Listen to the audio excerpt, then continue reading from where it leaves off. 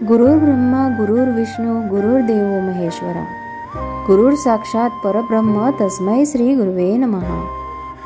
श्री श्रीपाद वल्लभ हे श्री दत्तात्रयांचे पहिले अवतार मानले जातात, तर श्री नरसिंह सरस्वती हे श्री दत्तात्रयांचे दुसरे अवतार आहेत। श्री गुरुचरित्र या सांप्रदायिक ग्रंथाचे चरित्र नायक म्हणजेच श्री नरसिंह सरस्वती। श्रीपाद वल्लभ हे पिठापूर आंध्र प्रदेश येथे इसवी सन 1320 ते 1350 दरम्यान जन्मले। वयाच्या 16व्या वर्षी मातापित्यांची अनुमती घेऊन ते जनकल्याणार्थ तीर्थयात्रेला निघाले। त्यावेळी मातापित्यांना अतिशय दुःख झाले, कारण त्यांची पहिली दोन्ही मुले एक अंध व एक अपंग अशी होती। श्रीपाद वल्लभांनी मातापिता यांना सांगितले की ब्रह्मचरी हाच माझा आश्रम आहे, तुमचे दोन्ही मुलांचे व्यंग दूर होऊन तुम्हाला त्यांच्या म्हातारपणी आधार असेल, तेव्हा तुम्ही दुःखी होऊ नये असे म्हणून ते घराबाहेर पडले। ते फिरत फिरत कुरोपूर येथे आले। तेथे त्यांचा 22 वर्ष निवास होता। तेथे त्यांनी अनेक चमत्कार करून लोकांचा उद्धार केला। त्यांची अवतार समाप्ती कुरोपूर येथेच गुरुद्वादशीच्या दिवशी झाली। ते दत्ताचे स्थान म्हणून पुढे फार प्रसिद्धीस आले। काही वर्षांनी दत्तावतार श्री नरसिंह सरस्वती 1378च्या सुमारास प्रकट झाले। त्यांचा जन्म अकोला जिल्ह्यातील कारंजा या गावी झाला।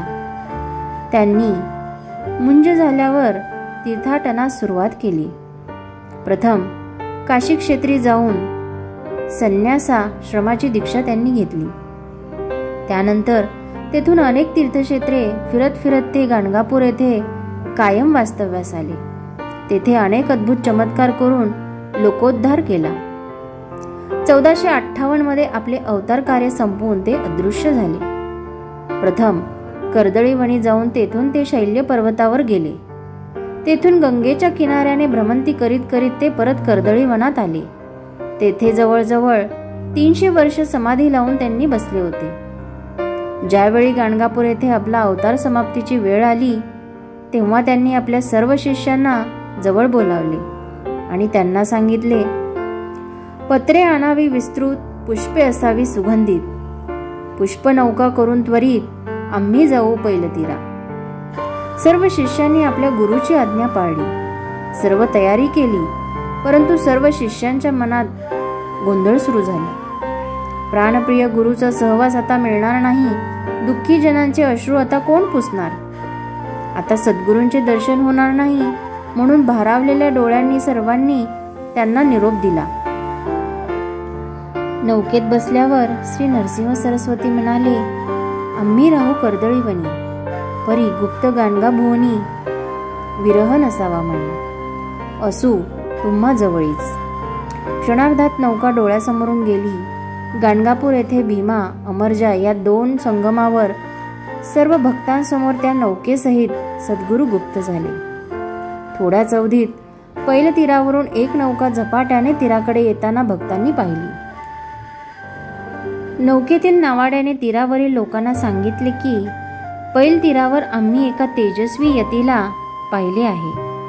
जणू प्रत्यक्ष दत्तांनीच आम्हाला दर्शन दिले। त्या यतींनी आम्हाला सांगितले, ही शेवंतीची फुले माझ्या सर्व शिष्यांना आणि भक्तांना द्यावी। त्यांनी असाही निरोप दिला आहे, आम्ही जातो श्री शैल्यासी, कल्याण असो सर्वांसी।